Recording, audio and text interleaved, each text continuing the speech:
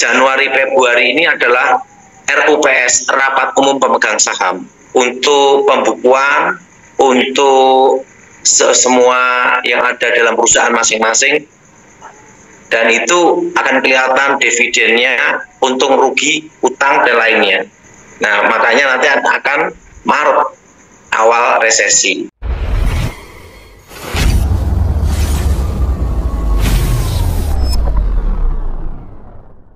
Ada yang tanya saya tentang investasi, tapi yang resmi ya, Jonas.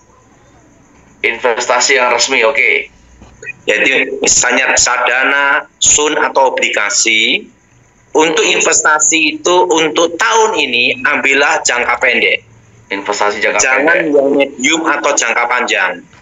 Kalau investasi jangka pendek, baik surat berharga negara, obligasi maupun reksadana, apapun lah, untuk yang resmi pemerintah ya Jonas ya, harus resmi ya. Itu ya. 1 tahun aja jangka pendek.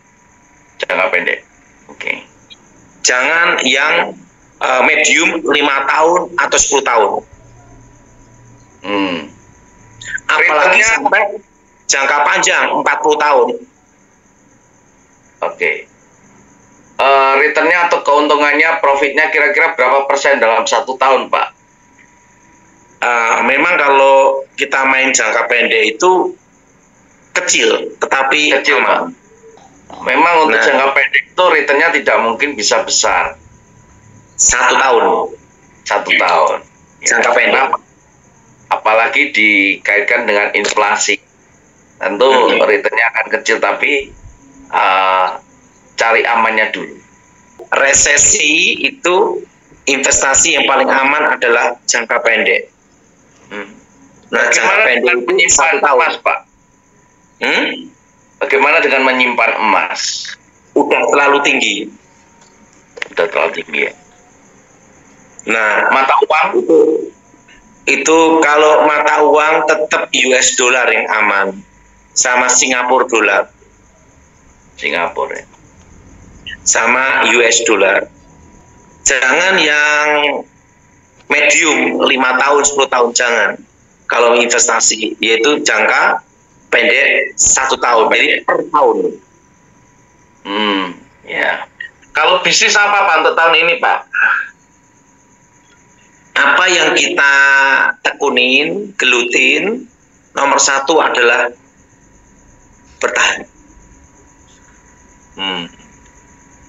Dan yang kedua, tahun ini resesi ekonomi akan banyak kasus penipuan dan penggelapan. Itu tanda resesi. Karena banyak orang ingin cepat kaya, ingin cepat dapat uang. Jadi untuk investasi yang paling aman, ingat surat berharga negara, obligasi, reksadana. Pokoknya yang pemerintah punya. Iya. Di luar itu jangan. Iya. Dan itu pun tidak boleh jangka panjang, jangka pendek. Iya Pak, berarti seperti saham-saham itu jangan dulu Pak ya, walaupun saham blue chip ya. Yang blue chip oke, pokoknya intinya semua harus main jangka pendek. Oke Pak Daud. Jangka apa? Jangka pendek, 1 tahun. Pokoknya jangka pendek semua. Kalau saya saham tidak menguasai. Ya. Itu bukan bidang saya. Siap Pak Daud. Oke. Gimana Jonas? Ya Pak Daud, ini sudah bergabung bersama kita dari Khotbah Populer dan John Pregador Pak Daud. Shalom Pak Daud. Shalom, gimana ini John? Shalom Pak. Mau tanya apa ini? Menyambung apa yang Pak Daud sampaikan perihal tentang bisnis. Untuk kalangan kecil Pak, saya bawa ke arah yang kecil, kepada pedesaan atau pertanian.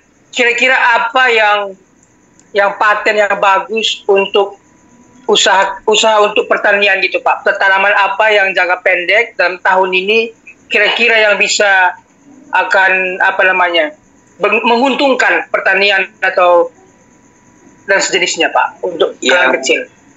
Sayur-sayuran, buah-buahan tetap. Tapi saran saya, kalau ada lahan, gunakan perikanan.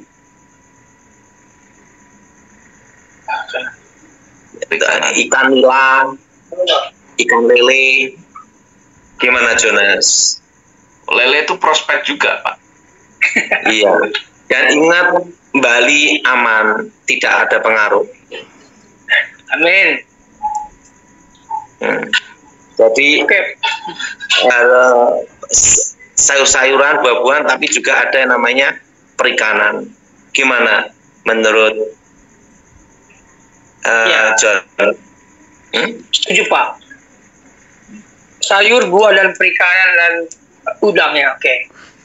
Menyambung Fokuskan kebutuhan dasar.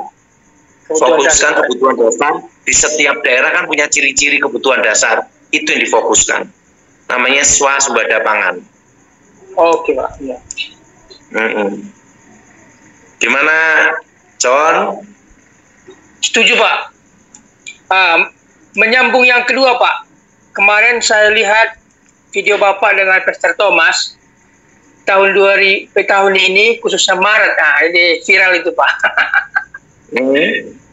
Bapak sampaikan bahwa awal resesi sudah mulai. Nah, nanti di Maret itu ada sesuatu begitu. Kira-kira tentu pastikan ranahnya ada yang depresi, stres, akan resesi, bahkan ada PHK. Nah, pertanyaan saya adalah bagaimana kita bisa membedakan ketiga hal ini, Pak? Orang yang dikatakan depresi, gangguan jiwa, dan gangguan iblis. Harus ada karena membedakan roh itu dan pengalaman jam terbang juga. Oh iya. Jadi gini, Maret itu kenapa kita mulai awal resesi? Pertama, UMR naik. Ya. Kedua, hari raya. Oh, THR. Iya. Hari raya. Nah, Maret laporan SPT pajak tahun 2024. Oh. oke. Dan yang keempat, yaitu Januari Februari ini adalah RUPS, Rapat Umum Pemegang Saham. Untuk untung rugi atau dividen untuk tahun 2024. Untuk pembukuan, untuk semua yang ada dalam perusahaan masing-masing, dan itu akan kelihatan dividennya, untung rugi, utang dan lainnya. Nah, makanya nanti akan Maret awal resesi. Ini pertimbangannya, Pak ya. Pertimbangannya. Jadi bayangin, UMR naik, THR, laporan pajak. Jadi satu. Pengusahanya banyak berdoa. Bagi angpo juga. UMR naik. Kan UMR naik. Hari raya, mahal-mahal semua barang. Betul dah. Betul, Pak, betul. Terusan rapat umum pemegang saham Januari Februari. Di situ kan akan kelihatan semuanya. Gimana, John? Ya, setuju Pak. Hal-hal itu yang membuat kita resesi ya. Bayangin, jadi satu di bulan Maret loh. Awal-awal tahun lagi. Betul? Betul Pak. Laporan pajak SPT pribadi maupun perusahaan kan. Bayangin UMR, THR jadi satu. Iya ya. Betul, John? Betul Pak. Aduh. Makanya kan ada RUPS juga, rapat umum pemegang apa? Saham. Terusan Hari raya. hitungan tahunan RUPS, rapat umum pemegang saham Januari Februari kan. tahun 2024. Goblok. Betul nggak, John? Betul Pak, betul. Pengusaha banyak pengeluaran. Iya. Double-double. Pusing.